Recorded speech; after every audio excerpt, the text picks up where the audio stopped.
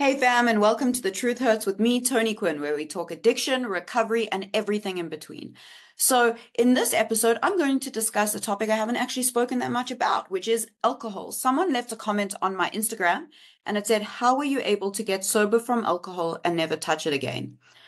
Dude, alcohol for me was honestly one of my biggest problems, one of my longest standing issues. And the first rehab I went to was primarily for alcohol and alcohol alone. And I made a lot of embarrassing, shameful choices while I was drunk. I did a lot of things I don't remember. My memory is a complete blur of that time. I have found myself in situations that are literally out of a movie that don't sound realistic or real. And I've also found myself in incredibly dangerous and vulnerable situations. And I also felt a lot of guilt and shame around that. So there's a lot of funny that happened, but a lot of serious trauma that occurred because of the alcohol. And we're going to dive into that.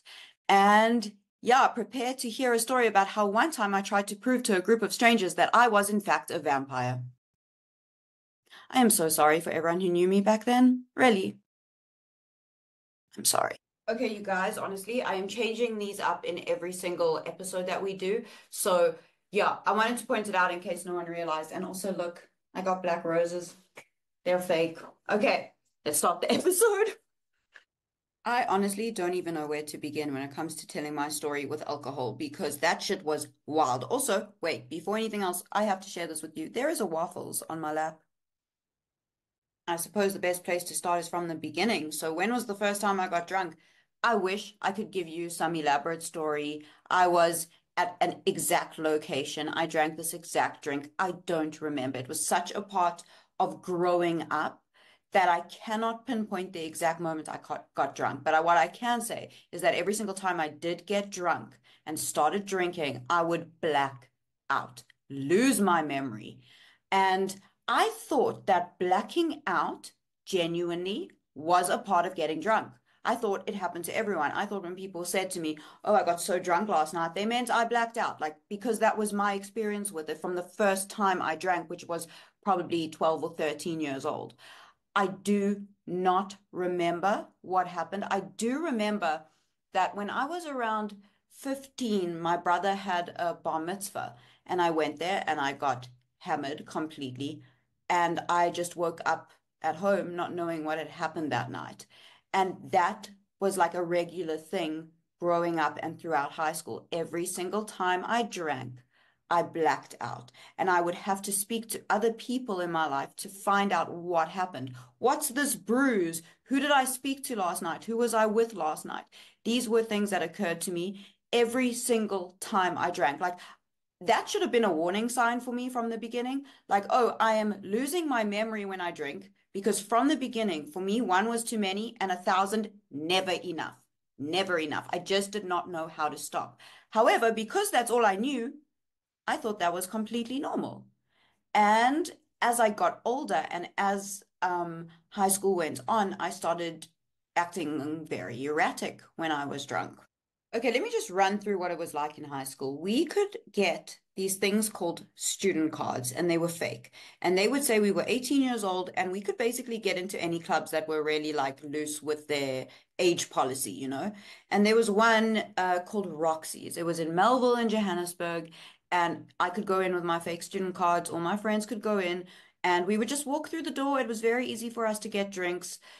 Also, we would go to these parties and these clubs without keeping it a secret from our families. Well, I wouldn't keep it a secret from my families. My mom knew where I was going. My dad always knew where I was going.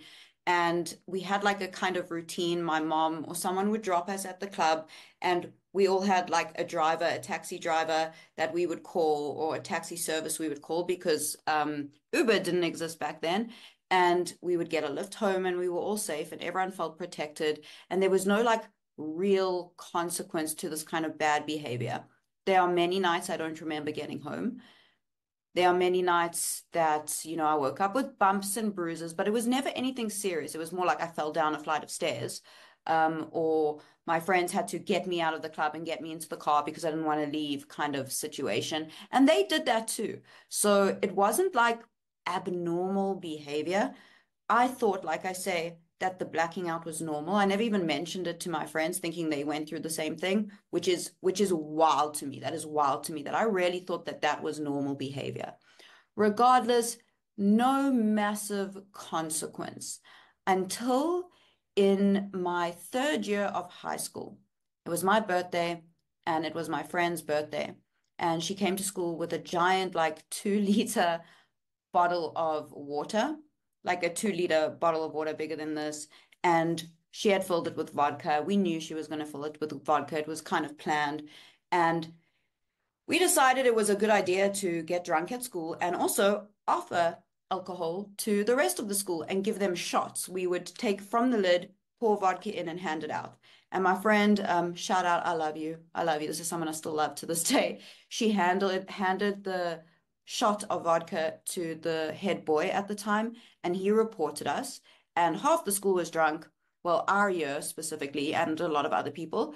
And we got called into the principal's office. I was going through my eating disorder at that point, and I had only had like one shot of the vodka. And I used that. This is where I think my addict came through quite a lot. And I've apologized to my friend for this.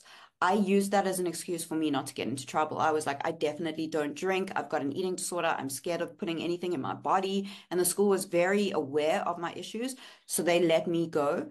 And my friend got suspended. I got internally suspended. And that was like the first real consequence with alcohol.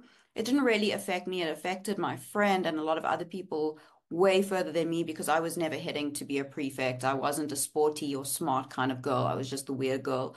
So it didn't really affect me. In fact, I kind of liked that it had happened to me, which is really selfish. I didn't think about my friend at all. And I let her take the blame. Like, dude, I'm so sorry.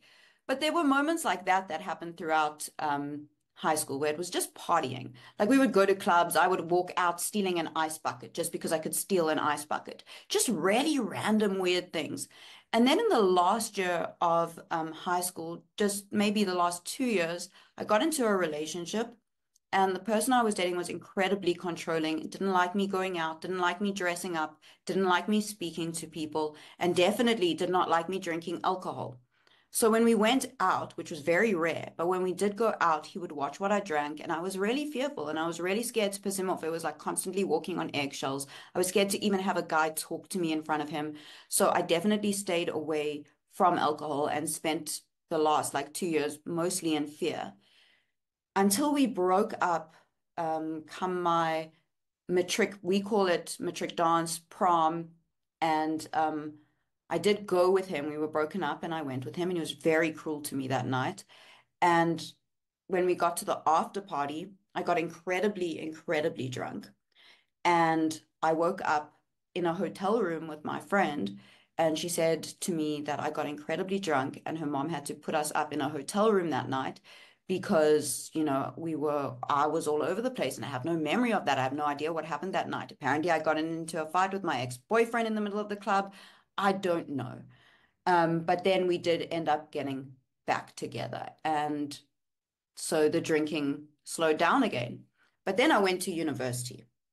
And that's when we had a massive breakup. And that's when I felt this kind of sense of freedom. I can do whatever it is I want to do now. And what is it that I do when I get a sense of freedom? Self-destruct. If you tell me I can't drink, I'm gonna drink. And that's when it started. And I'll never forget the party where I found like my love, like alcohol, like my love. It made me feel free. It made me feel confident in my body as someone who was struggling with an eating disorder. It made me feel like I could do anything. And we were at this party. I'll put photos up. And it was like a themed Halloween kind of party. And I dressed up as Goth Tinkerbell, of course. And we got just, I took a bottle of vodka and I drank. I think I had like 1.5 bottles of vodka when we got there. Definitely took some pills, don't really remember what. And just partied, spoke to people, started speaking to other guys, just getting out of this bubble. Think like this man I was dating told me I was never going to amount to anything. I was never going to be good enough. And I was like, I'm going to do whatever it is to feel confident in this moment. And alcohol gave me that. And then I woke up at home and I had no idea how I got home. And that would become a theme throughout my life, which would eventually become incredibly dangerous. Now we're going to get into what happened when I started using alcohol just about every single night, because that's when things got really out of control and when I started seeing massive consequences, not just blackouts in memory, waking up safe at home. Okay, I realize now I'm going into my life story. So I'm kind of going to run you through everything quite quickly that happened when alcohol became my literal life. That is all I thought about. I was at varsity, I was studying dramatic arts. I was out every single day of the week. I can tell you exactly where I was and which bar or pub or club I was at every single day of the week. I would go to university, I would go out at night, and I would come home and repeat. And my drink of choice was vodka. It was vodka, lime, and soda, or vodka lime, which became just shots of vodka, which went from vodka at the club to me walking around with a Russian bear in my bag when I was drinking. And I would black out all the time. I would get into fights. I would lie to people. I would always, for some reason, I would get into a fight with someone and say, "Do you know who I am? Do you know who I am?" Dude, who am I? Who am I? What am I going to do to you? Nothing. Nothing. I got this inflated sense of self. I would make up stories. I would get into arguments. I would swear at people, or I would be over the top kind and loving and befriend people, but be messy about it, like super messy about it. And I, in this time, got into relationships with people that were really unhealthy because they were based in drinking and in alcohol. And I would drive while I was drunk. I would get on the road, one eye closed, and just drive down the street, kind of weaving in between cars. I got into a lot of benders. I did a lot of stupid shit while I was driving. I should have been arrested, and I have no idea how I wasn't. Back then it was different, and I should have been arrested. I could have killed someone. I will tell you a few stories about the kind of behavior I exhibited that I don't necessarily remember. I remember once going to a stranger's house party. I remember the house party. I can see it in my brain while I'm sitting here, but I remember nothing afterwards. I woke up at home and my friend was really, really angry at me. And I asked her what had happened. And she told me that in front of everyone, I told everyone that I was a vampire. I got completely undressed. I got completely undressed and I ran into the sun, telling everyone I was going to burst into flames and become ash like a vampire. Obviously, that did not happen. I did not turn to ash. I am, in fact, not a vampire, in case you were wondering. And my friend had to take me home, and I did that in front of all her friends. Those were her friends. And the shame and embarrassment about that, and just putting myself in a very vulnerable situation like that, at least I was around people who were really respectful and kind about the situation. And I'm lucky that that happened, but it would get worse and worse and worse. And I would find myself incredibly vulnerable in situations where I was very easy to take advantage of. But we'll get to that later. That happened. That's an example of the kind of stuff I got up to. Just completely erratic, a mess, the kind of person, the kind of friend who you go out with and you get scared that they're going to do something stupid. That was me. My friends were tired of me. They were sick and tired of me. It accumulated to the point that I started having to make new friends to go out with and drink with. And I met a guy, and this comes with a massive trigger warning. I met a guy. We went out. We went to a club that I didn't usually go to. It was like the super gothic club. And we went there. We were car barring. So I was drinking out of the boot of his car with him and his friends. We were at this club.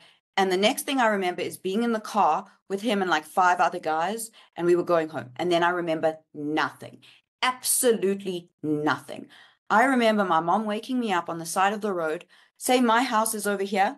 I was at the house opposite, lying on the side of the road there, clothes like torn off, and my mom's waking me up, asking me what happened, and I don't remember what's happened. She's wanting to take me to the police station. She's wanting to take me to the hospital. I'm refusing to go to the hospital. And I had been violated and been put in a situation that I don't necessarily remember. Not necessarily, I absolutely don't remember what happened. I don't know if 5 people were involved, if 1 person was involved, if I was consenting in the beginning, consenting while drunk, impossible. But saying I was consenting and then passing out, I don't know what happened and how things were left. The amount of guilt and shame I felt around that, I have no words for. And what did I do in that moment? When I had to sit with what could have possibly happened, the pain I was feeling, the shame I was feeling, my only answer was to go out again and drink more and just pretend it never happened, numb it. And obviously in that process accumulated even more and more trauma. There were times I was kicked out of my home because of how drunk I was and how much of a mess I created in the family dynamic. I had to move in with my cousin and my auntie. I threw a house party at my house, and my mom had to kick me out and replace the flooring of the house because of how wild things got. The kind of situations I found myself in were insane. I ended up partying with a drug dealer one night, and I have no memory of what happened that night. It was just a lot of insanity, a lot of alcohol, a lot of guilt, a lot of shame, a lot of trying to numb and numb and numb and numb. It all accumulated into my first rehab, which was the night I tried to run over and kill all of my friends. My friends owned a bar in Melville, and I was the door lady at this club. Obviously, I stopped working there because of how out of control I started to get, but I would still go to this place. And they tried to I think they tried to take my car keys from me. I can't necessarily remember the whole thing. I was incredibly out of control. And they tried to get my car keys from me to prevent me from driving home. And I was like, fuck you guys, got in my car, put it in reverse, reversed out of the driveway, and nearly ran over all my friends. They had to jump out of the way. I ran over bottles of alcohol they were bringing into the club that night.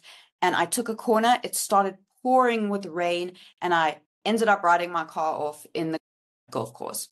And my mom and my stepfather and those friends I tried to run over got me out of that situation before the cops got there.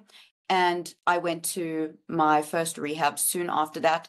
But the only reason I went was to appease them. I never imagined a life without alcohol. When I left that rehab, that's when my cousin passed away. That's when I started using drugs and crystal and getting myself into more dangerous situations. But what happened was the crystal meth that I was using made me feel like I didn't need to get drunk. And in my head, and I'm sure a lot of people who've been through this could relate to this, I thought I had found a solution to the alcohol problem because now my mom wasn't going to smell alcohol on me. No one would know I was drinking. I was very awake. I was very aware of everything that was going on around me. I could remember things. I felt that fake sense of control as opposed to losing control with alcohol. So I thought I found a solution. And for a very long time, in and out of rehabs, I actually stopped drinking and just did my drug of choice consistently. And if I did have the second rehab I went to, I left. I went out that night. I went drinking, and I ended up doing crystal. It was like the cycle where the two played against each other. And alcohol felt so normal to me and such an intrinsic part of my life, something I had known since I was really, really young, something I was using as a crutch since I was very, very young. Letting that go was one of the scariest things I had to do.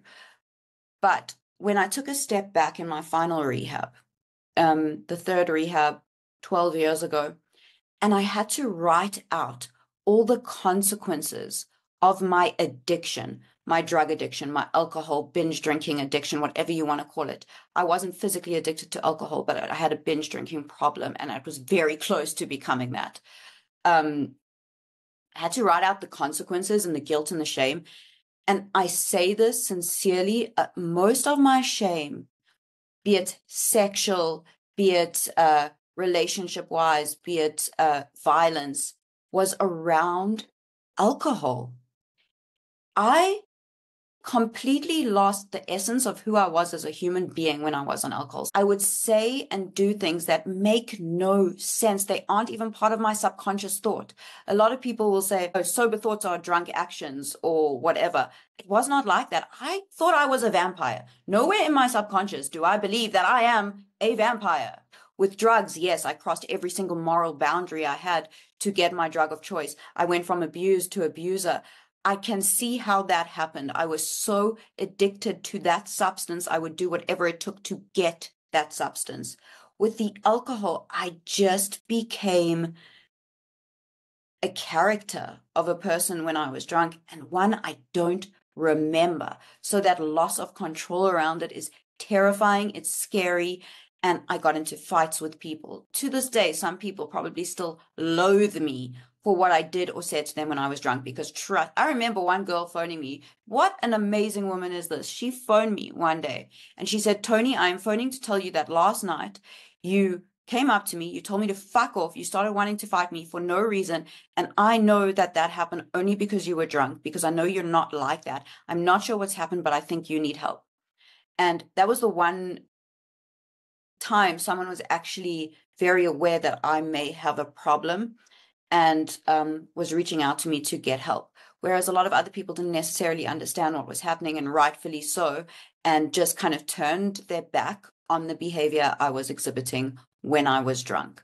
Because drinking is considered normal. Doing meth is not considered normal.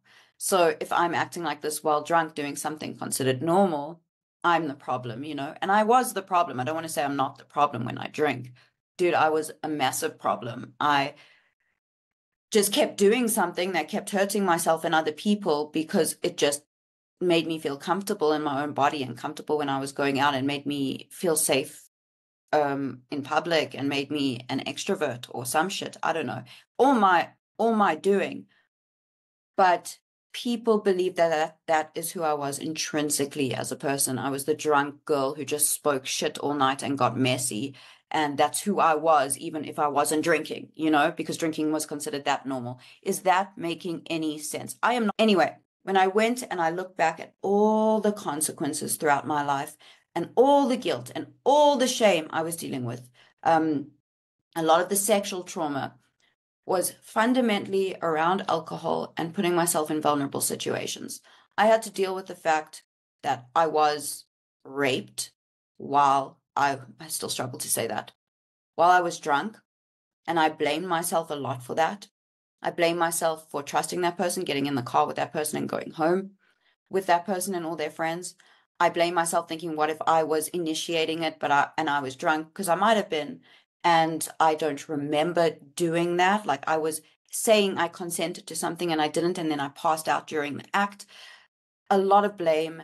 At the end of the day, only a few years ago, you know, when the Me Too movement started and people started speaking about the concept of consent, not the concept, the actual act of consent, I opened my eyes up to it a lot more and really started to face it, and released a lot of the blame off myself, because I was just a girl who was vulnerable and drunk, and I did not ask to be in that situation.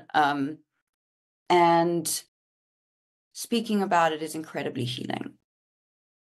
Now, when I put down the substances and I left rehab and I went to the halfway house, a lot of people would speak about how the one thing they still want to do is drink. And I practice abstinence, and I will never say that there is one way to recover. For me, abstinence was vital because alcohol is a massive problem for me, okay? And every time I would drink, if I was trying to get sober from my drug of choice, I would end up doing my drug of choice again regardless. Like, there was no off switch for me. One was too many, 1,000 never, enough always. And it always put my guard down and always led me to situations I didn't necessarily plan on finding myself in, but I did. So I knew I wasn't going to drink again. I'm going to tell you how I started reintegrating into kind of society when I left rehab, and how I cope now around alcohol, because I feel like that is the biggest issue, because it is so prevalent, because it is everywhere, because it is normal, because you can go to any restaurant and people are drinking around you. You know, you're not going to a restaurant and people are openly doing meth in the freaking corner, bro, you know, or at the table. So I'm going to discuss that. I'm going to discuss my process around that and my boundaries around that. And hopefully it helps in some way. Sorry, this was quite long, but yeah, I am talking now. Now I'm getting into this YouTubing thing. Okay, so how did I reintegrate myself into society? Because listen, I leave rehab. I know to avoid people, places, and things in order to avoid my drug of choice, or kind of drugs in general. Alcohol is prevalent. It's everywhere. If you go to a family dinner, someone there could be drinking alcohol. If you go to meet some friends, someone could be drinking alcohol. You go to the corner store, someone could be drinking alcohol. It's on sale. It's everywhere. It's accessible. You don't have to go through a whole process to get it, you know? And when I left rehab, I was institutionalized for quite a long time, and I was privileged enough to have experienced this. I left rehab. I went into a halfway house. I was in a halfway house for a year. I went into a sober living facility for another year. And then after that, me and the man I was dating at the time and a friend of ours from the sober house moved into our own place, and we called it our own sober house. And in that time, my social life consisted of rebuilding my life because when I got sober, I really had to start from scratch. A lot of my friends that weren't a part of the drug world didn't want to be around me because of the awful stuff I had put them through. And I could not be around people who were still using because I tried that before. It absolutely did not work for me. And I really had to start from scratch. I had to start from scratch. And in order to do that, I had to get to know myself again. I had to get to know who I was without substance because substance had played such a major role in my life from a very young age that I didn't know the person I was in my soul because I was just taking on roles throughout my life, taking little pieces of other people's personality and wearing it as my own so I could get my substance, so I could get my drugs, so I could get my booze. And in the space I created over 3 years, a space that was surrounded by community and a recovery community. I constantly went, for me, to Narcotics Anonymous meetings. I know that doesn't work for everyone. That's what worked for me. I needed a sense of community, and that's where I found it. And I found people within the space that allowed me to get to know myself again and allowed me to get to know other people again on a real, honest level. And I did not go to bars or to pubs or to parties during that time. My social life consisted of going for coffees, going for lunches, and going to Narcotics Anonymous meetings. And that was over 3 years. And yes, I know if you're hearing this, it could be overwhelming. Oh my God, 3 years of not doing anything. I got sober at 27. I was still young. And a part of me missed the lifestyle I had created that consisted of going out and partying. But I knew I couldn't do it anymore. I didn't have it in me anymore. I nearly died from it. So I used those 3 years for me. For other people, it can be a shorter period of time. I just knew for me it needed to be that long to get to know me again, to build friendships, to, make amends with my family. And after 3 years, I broke up with the guy I was seeing. Yes, I dated someone who was in the rooms. Yes, I dated someone who was in the sober house with me. That's a whole other story. Really nice guy, actually.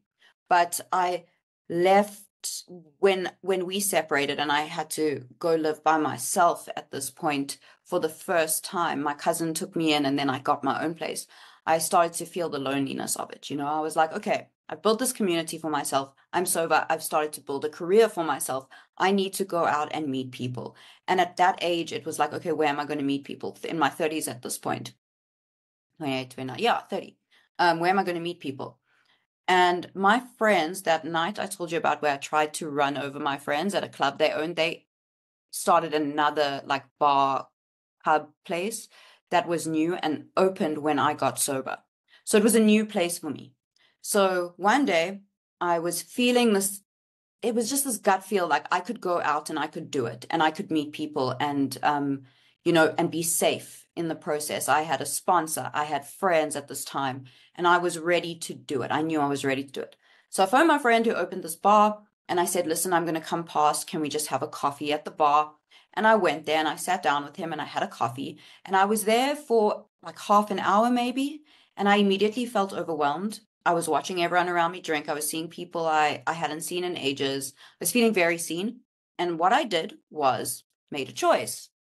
I took my car keys because I had a plan to get home. If you don't have a vehicle, have a plan to get home, I got in my car and I left. And that was it. And I started slowly doing that and slowly reintegrating into, that sense of normalcy in my 30s. I started making friends with other people and going to these bars and going to these pubs and knowing that I had choice for the first time. Always had a plan to leave, always. When I felt uncomfortable, I left. If anyone made me feel uncomfortable, I would leave. If someone offered me a drink, I would say no. If they kept offering me, I was comfortable saying this. I am a recovering drug addict. I do not want to drink, and people would leave me alone. You figure out what you are comfortable with and you I implemented those boundaries very strongly, very strongly. even if I needed to leave a place and I was overwhelmed, and it wasn't even about the drinking, it was just being surrounded by people, being seen, because also I was struggling with the eating disorder. I didn't feel the need to have to say goodbye to every single person and excuse myself. I would just leave. I don't owe anyone an explanation when it comes to saving my life and when it comes to my recovery. If I need to leave, I need to leave. Obviously, the people that mattered, I would tell everyone else I needed to stop making excuses for myself to try stay longer, to people please. I needed to look after myself and my well-being, and I would leave. And that's how I kind of reintegrated into that space. That's how I got more comfortable in that space. Some nights it got to a point where I could be out until 2 a.m. Other nights I would go there at 7 o'clock and leave at 8, because I had to make these decisions for myself. And what was great is that because it all started when I wrote down the consequences of my drinking. It all started when I wrote down the guilt and shame around my drinking. It all started when I could see the bigger picture of what my drinking had caused myself and the people around me, the person I became on that. I did not want to be that person. I, for the first time in my life, in those 3 years of rebuilding, and I'm not talking financially or career-wise, I'm talking friends and family. For the first time in my life, I had too much to lose. And if I ever felt that urge that maybe a drink wouldn't hurt, no one will know, that kind of talk that does go on, I just knew what the outcome would be. And it became easier and easier for me to play the movie through and see what would happen if I did pick up that drink, because it had played out so many times before. I loved going out and waking up in the morning and remembering everything, not feeling any sense of regret, and just existing in a space of fun and knowing when it was my time to leave. And it became something I got used to slowly. I, in time, was able to dance. I was able to interact with people who were drunk, and if they made me uncomfortable, bitch, I'm leaving. And that's the point that I eventually got to. For like my early 30s, up until the age of 30, 35, I was going out all the time. I was with my friends. I was still going to NA meetings in between, and I was just building this big life for myself. And that desire to drink, or that desire to use, started to lift, because I could function and feel a sense of confidence. And if I didn't feel confident, and if I didn't want to engage with people, I knew I didn't have to. I didn't have to turn to a substance to make that possible. I was obviously feeling uncomfortable, and it's okay for me to leave. There is a life, and there is fun, and there is excitement without substance for me. I did karaoke while completely sober, my dudes. Karaoke, I wouldn't even do that when I was drunk, because I've just gained the sense of confidence in my own body without needing substance. And what's so empowering is that alcohol and drugs, or any kind of substance, as an addict, took away my choice. As soon as I pick up a drink, or as soon as I do a line, or as soon as I take something, my choice dissipates. It leaves. I am driven by this excessive need to pick up and do more and do more and do more, and numb the trauma, numb the pain, make up all these excuses for myself to continue to use because I am sick. Without substance, I am able to make the choice to not pick up. And that is so empowering for me. It is so empowering. Of course, there's times it's a struggle if I'm meeting new people, and I'm going to a house with people I don't really know, and I'm nervous, and they get to drink and have fun. It is a bit uncomfortable. It is a bit uncomfortable, but I learned to kind of breathe through it. I also have community I can message and say, hey, I'm feeling uncomfortable, my sponsor or friends, and they can talk me through it, and we get through. We get through, and that is unbelievable. I get through without that overwhelming fear of losing control. And I'm proud of how much I've been able to socialize and enjoy life while completely sober, and in my younger years, and it's a process, and it's a journey, and it's about being gentle with myself, and being honest with myself, and being honest with the people who I feel I can be honest to, and having a community I can always lean on and go back to. And that for me is the process of my recovery, because the question's quite loaded. It's like, how were you able to stop doing drugs and see it and stop doing alcohol forever? I can't look at it like that. if I look at it as I can never drink or do drugs again for the rest of my life, I'm going to become overwhelmed. I'm going to start questioning. I can very easily slip into feeling sorry for myself. For me, I have to look at it as just for today, one day at a time. I choose to not drink. I can drink. I choose not to. And there's something empowering in that sense of choice, right? I don't know if that makes any sense. I just hope that that story can kind of give you more insight into how bad the alcohol was. I didn't go into a lot of stories. Look, the alcohol fed my eating disorder quite significantly, and that's a whole other video. Like, it's a whole other video. It's incredibly triggering. The alcohol made me act in ways I don't remember, a lot of guilt, a lot of shame, a lot of meeting people I don't remember, and having had like long conversations with them and established some sort of connection with them that I don't remember is really embarrassing and really sad. And I don't know what person or what version of me they met. I don't know who I was. And there's a lot of guilt and shame and a lot of working through around that. But when I said all of this out loud to another person, which was my sponsor at the time, it could be anyone you find some sort of connection with in your recovery. Just saying it out loud and not feeling judged and just purging it all out and getting it out there and saying, this is what I did. This is who I am now. And I don't want to go back there is so empowering. And there's choice in that, you know? And I hope that that gives some insight into everything. If you guys have any questions around drinking or anything I said in this video and you have further questions around it, please feel free to ask. And if you have suggestions for like a next video, leave a comment, let me know, and we can start unpacking the stuff kind of further. I'm still working on getting a guest, you guys. I am filming this on a Zoom camera. I don't have a camera. I have one ring light, and I'm trying to get microphones. So bear with me as I start to like evolve and get more people on to interview. I've already got some people lined up. I just want to have a camera and microphones ready for that, so they don't just come here and they're looking at themselves on Zoom. Thank you for listening to me, and thank you for giving me the space to share my story. And I hope that I allow you a space to share too. And I'm proud of you, and I'm proud of me. And remember, we do recover.